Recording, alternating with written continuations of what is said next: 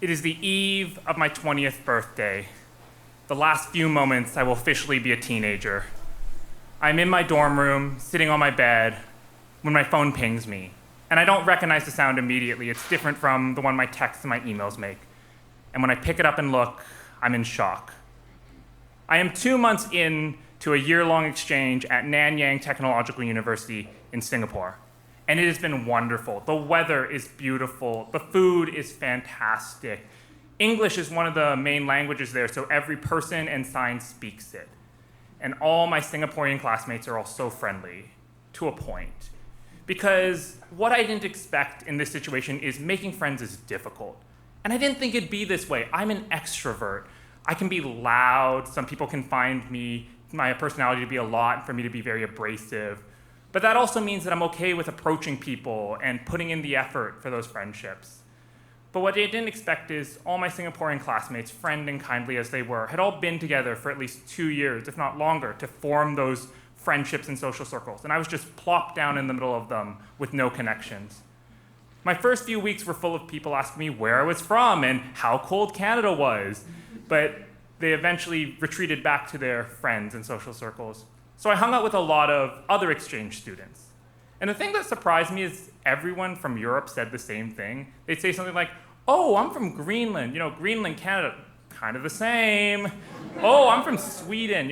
Sweden, Canada, very, very similar. Oh, I'm from Poland. Oh, I love going to Canada because it reminds me so much of Poland because of how similar they are. And I find friends amongst these Canada-likes, and I have this group of 4 that we hang out with. And in the beginning, they found me loud and a bit annoying. They probably thought I was more American than Canadian, but they've learned to live with my silliness. But I still feel like I'm missing out on some of those connections. And one day, I'm complaining to Natalia about it. She's the one from Poland. It's very similar to Canada, I've been told. And I'm talking to her about how I don't feel like I'm meeting people, and she rolls her eyes, having heard this rant from me before, and she says, oh, Andrew, it's easy. Just go on Tinder. That's what I did. You just have to put new in town, looking for friends in your profile, and you'll get loads of matches. That's what happened to me. So a few months later, I do not have loads of matches on Tinder. I have like 5, and it's the same song and dance with each one of them. I message them first, I get a lot of one-word replies and no real questions back, and 3 or 4 messages ghosted. But that night, the night before I turned 20, the notification on my phone said this: congratulations, you have a new match. So I tapped on it to see which girl was going to disappoint me next.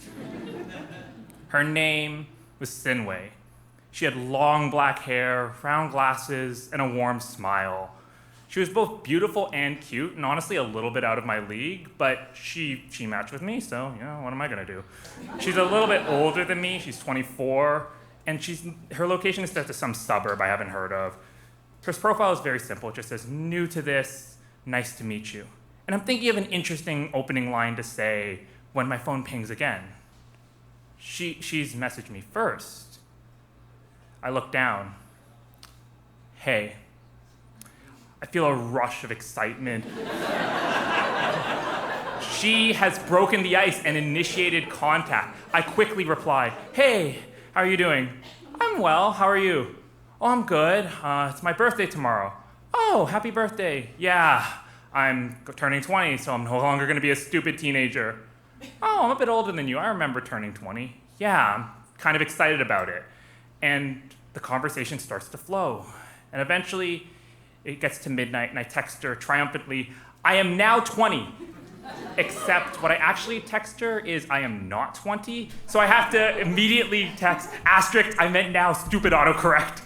And she says, oh, I thought you were just in denial about it. And we're texting, and it gets to about 1 a.m. And I say to her, I'm gonna go to bed, but I will text you later today, because it's past midnight, so it's technically the next day. And when I'm going to sleep, it feels like a little birthday gift from the universe. I mean, it's Tinder, it's not destiny, but it does feel a little bit hopeful. The next day, I wake up and I text her, good morning again, and I hear back from her, good morning, happy birthday. And it feels kind of special that she's the first one to say that to me, even though she did also say that to me at like 12 a.m., but you know. And she asks me what I have planned for the day, and I tell her I'm just gonna skip class, go into town, just have a chill day. And a few hours later, I'm sitting on a bench telling her what I've been up to. I went to a mall. I ended up having a box of Maltesers instead of a real lunch, so I feel great now, but I don't know about a few hours. And she replies, and we continue talking, and we go on like that. 2, 3, 4 messages a day. Sometimes it takes a few hours to hear back from her, but there's always a reply. I'm not getting ghosted. And the internet is constantly telling me that every woman on Tinder is superficial and trying to steal my credit card, but she just doesn't seem like that. She seems genuinely interesting and interested in me. She asks me what I'm studying, and I tell her electrical engineering, and she asks if I like it. I tell her how much I love it, how it makes me think, the things I'm learning, the mindset it puts me in when I'm solving problems. And she says, I like that you like it. It's cool that you found your place in the world. And I ask her what she does, and she's studying to be a teacher, and she's currently doing her student teaching at a local middle school. I love working with kids. I find it so rewarding teaching them and watching them grow. And she talks about it with the same enthusiasm that I do when I talk about my studies. I say to her, I think it's cool that you found your place as well.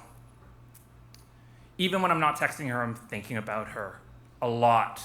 My brain, sometimes it's just like Sinway, Sinway, Sinway. Even when I'm not thinking about her directly, it always seems to loop back around. Sinway, Sinway. I have that lab report I have to get done. Sinway. Oh, I gotta text my friend back. Sinway. And when I do, it feels warm right in my stomach. Like there's a fire there and you've just added some more wood. And it's a warmth that's always been there. But with this new fuel, it's allowed to grow and spread throughout me. A few days later, I'm out again, I'm running some errands, and I tell her, I'm going to Dhoby Ghat Station just to pick up some things. And she says, oh, where is that? Which confuses me a bit. And so I say, oh, it's a central station in Singapore. And she says, oh, that's kind of far. And I'm still puzzled. So I look up the suburb where she's from just to kind of get reference on where she is on the island. It's a place called Brunei. Oh, I see. That's not some suburb on the other side of the island. That's an entirely different country, an entire plane journey away. A consequence of me not finding any matches in my local area, so just expanding my radius until I did. Right at the edge there. And I'm disappointed. The one girl that I have a chance with who is kind and caring and likes me for who I am and isn't going anywhere anytime soon is in an entirely different country. One that I'm not planning on visiting anytime soon. But I mean, there is the study break in the spring semester, and they call it a study break because you take a break from studying, right? And everyone here travels, especially the exchange students. Some go to Malaysia, some go to Bali. I could go to Brunei. But when I ask her about it, it's like she's stating facts. She's not gushing about it the way I do when I talk about Singapore or Canada. And it makes me think, maybe if I can meet her and I can charm her, I can convince her to come back with me. And this feels like maybe it's not just some exchange student fling.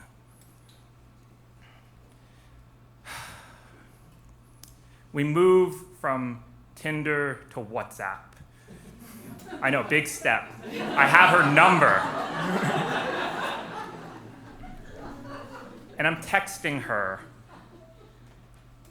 and I'm imagining these conversations where she's reaffirming that it's okay for me to be me, where I tell her things like how loud and obnoxious I can be, and she says things like, that's just who you are, and that's what I love about you. And it doesn't seem that far-fetched, because sometimes I'll send her those long texts that other people find weird and overbearing with too much information. And she doesn't seem to mind. She reads through the whole thing. And I know she does because she replies to different parts of them. And whenever I'm passionate about something and I'm talking and all excited, she doesn't think I'm weird or dorky.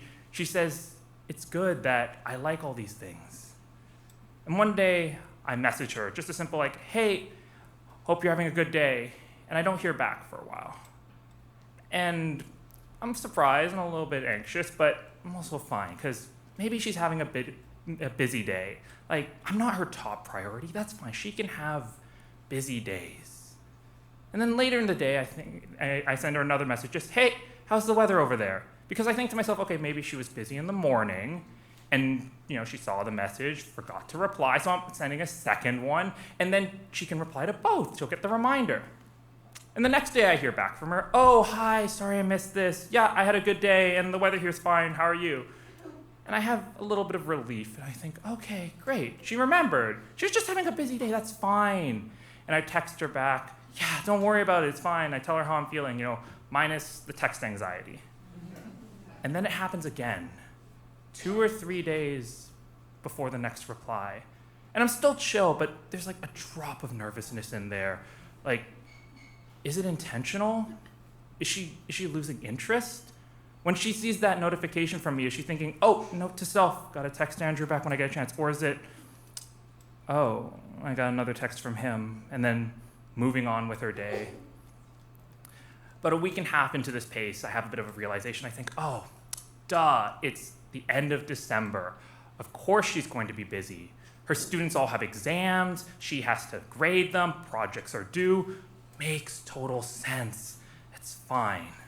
And as if she can read my mind, the next time she texts me back, she says, I'm so sorry. My students somehow found my number. They've been bombarding me with messages on WhatsApp. So I have to uninstall it so I don't get distracted. And I only see your message when I reinstall. And I think, oh, that makes sense. I can understand that train of thought.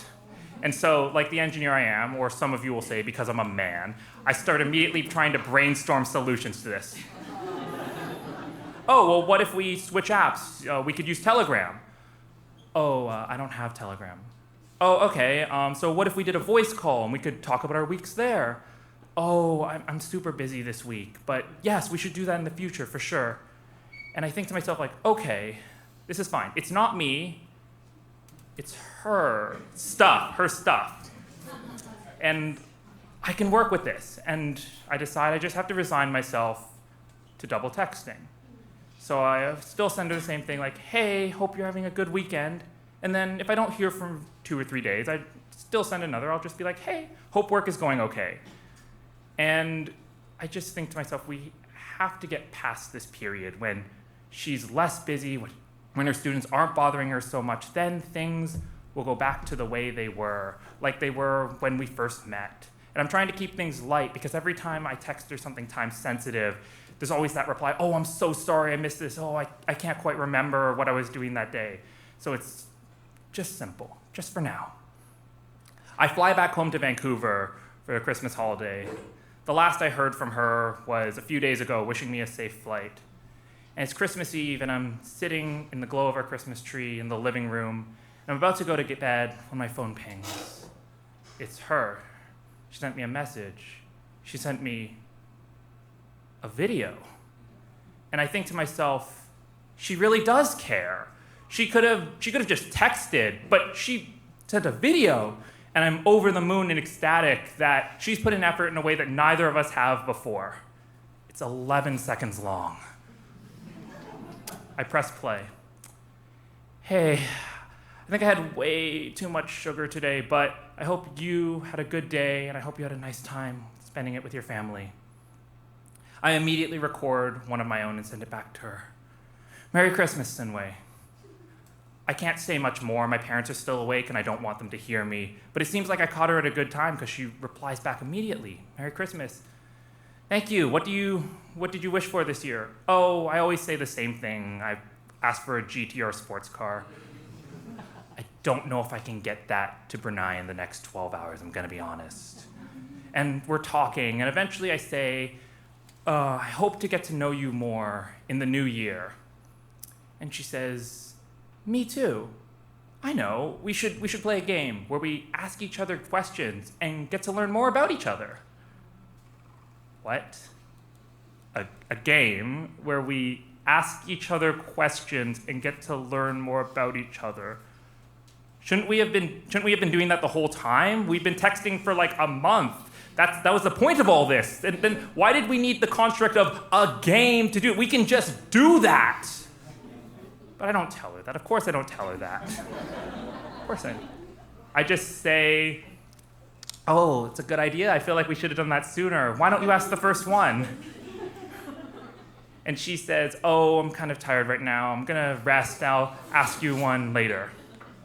And when I'm going to bed, I'm a little frustrated and disappointed still, but I think about that video and it feels a little bit better. I feel a little bit more validated. Like, yes, it sucked. Like, I had to feel embarrassed and emotionally, like, troubled about all those unanswered messages, but it feels like we're coming out of this on the other side okay. When I get back to Singapore, I'm hopeful, and I send her a message after I land, but I don't hear back from her for a day, and then 2 days, and then a week, and we're back to the same pace as before. "Hey, hope you're having a good weekend. Oh, sorry I missed this. Hope you're having a good day." It feels like we're just saying hellos, "Hope you're having a good days," and apologies.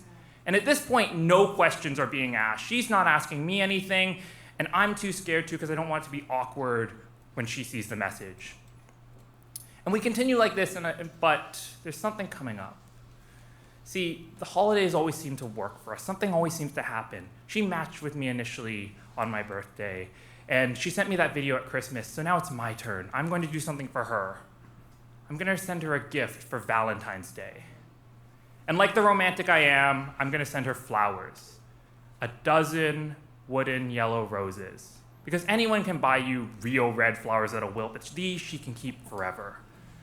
And I try to be subtle because I don't want to ruin the surprise, so I just say something like, "Oh, if I'm to visit in the semester, where in Brunei do you live? Like, what's your address?" And she gives it to me, which, I don't know, I guess. And I go on Amazon and I order them. And I make sure to text her on February 11th, but no days after that, because I don't want the 14th to be a true back-to-back. On Valentine's Day, I'm in my dorm room, sitting on my bed, when I send her the message. "Happy Valentine's Day, Sinway. I got you something. It should arrive today, if not already. I really have enjoyed getting to know you and hope to get to know you even better in the future." And I don't want to be more direct because I know what this already looks like, all those messages. I'm just like a sad puppy dog staring up at her with big eyes, begging her to love me, and I don't want it to be like that. Within an hour, I get a reply from her. "Happy Valentine's Day. I really appreciate you as well, and I've really enjoyed talking with you. I've been doing some thinking over the last week, and I don't think it's going to work out."